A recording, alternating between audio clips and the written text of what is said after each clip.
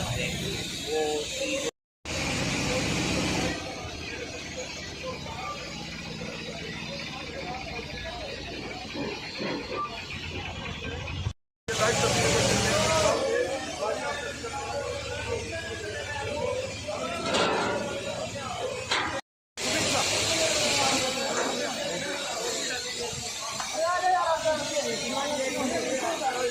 आना विकास भाई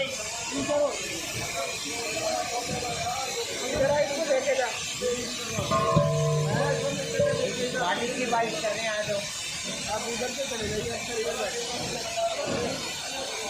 आ जाओ फ्रंट से।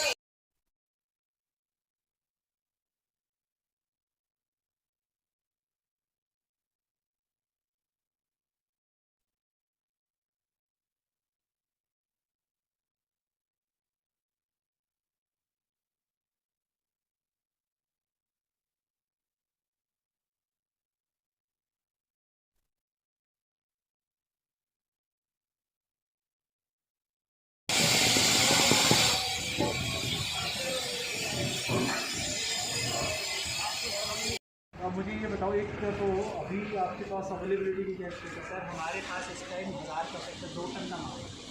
2 टन मीन्स की हम है 200-250 सिलेंडर कर रहे हैं। और ये है फोन आया था तो कहते थे निकल गई है, यहाँ आ जाएगी 14 टन के लिए। कितनी देर में पहुँच जाएगी हमारे पास? 6 बजे सर 13,000 लीटर की कल्पना चावला में हमारा 10,000 लीटर का है, ये से थोड़ा बड़ा है। 13,000 लीटर का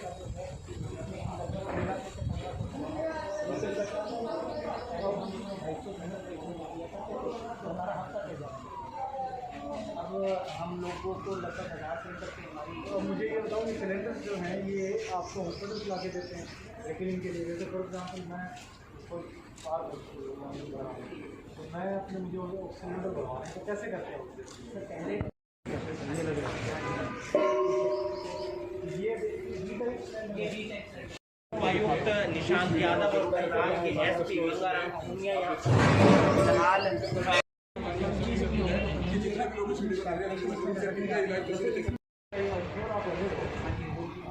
आपको बड़े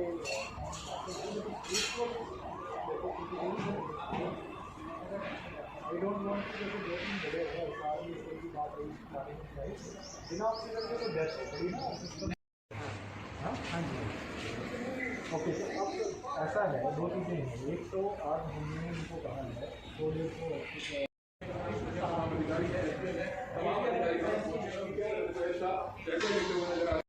अभी सरकार ने 2 डिस्ट्रीब्यूटर्स की परमिशन दी है। एक तो तलवार गैस एजेंसी जहाँ पे हम खड़े हैं और एक वीनस एजेंसी है। उन्होंने अभी अपना प्रोसेस शुरू नहीं किया क्योंकि अभी उनके पास व्हीकल की अवेलेबिलिटी नहीं है। तो हमारे पास ज़िले में लगभग जो 12 से 13,000 kg यानी 13 मेट्रिक टन की रिक्वायरमेंट है, वो लगभग एक गाड़ी में आती है और वो कभी रुड़की से कभी पानीपत से। मोस्टली हमारी सप्लाई रुड़की से है, किसी दिन 2-3 दिन में एक बार फिर पानीपत से भी मिलती है। वो यहाँ सबसे पहले तो कल्पना चावला भेजते हैं। हमारी जितनी अलॉटमेंट और रिक्वायरमेंट है उसका 60% तो सिर्फ अकेले कल्पना चावला मेडिकल कॉलेज में लगता है। तो गाड़ी सीधा इसी प्रकार का एक टैंक है, जैसे यहाँ एक टैंक है, उसमें खाली कर देती है।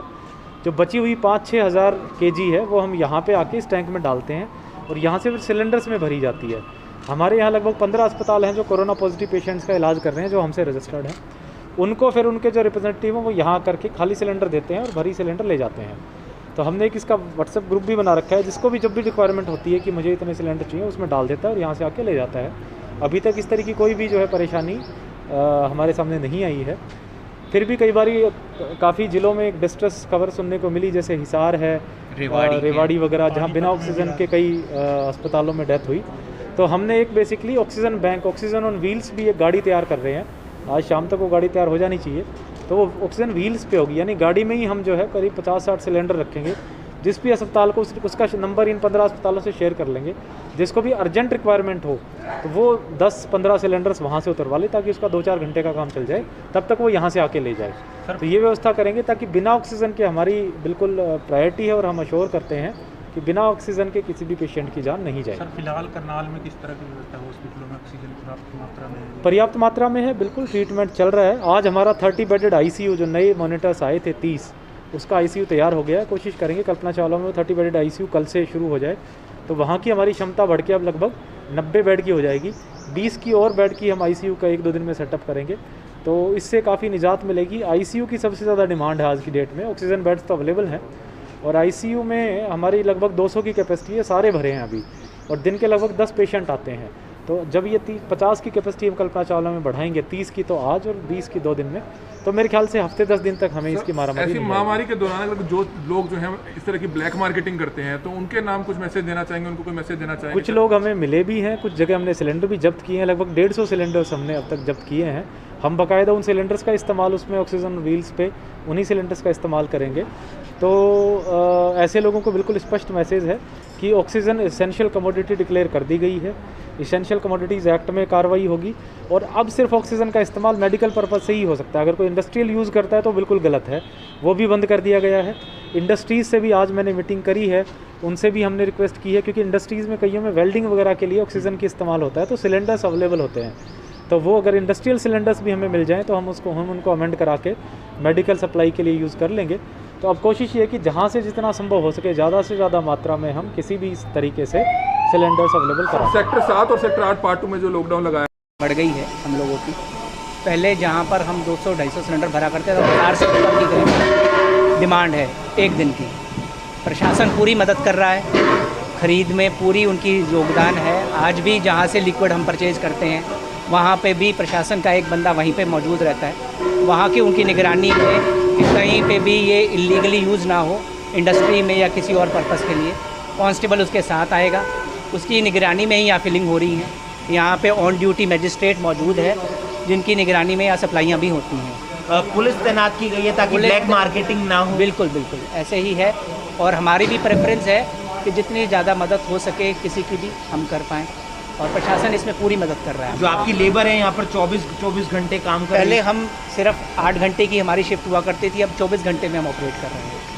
कहाँ से आ रहे हैं आपके पास? वैसे तो हमारे पास से बहुत जगह से आ रहे थे। दिल्ली में जैसे क्राइसिस हो गया था तो वहाँ से बहुत सिलेंडर्स रिफ़िल के लिए आते थे, लेकिन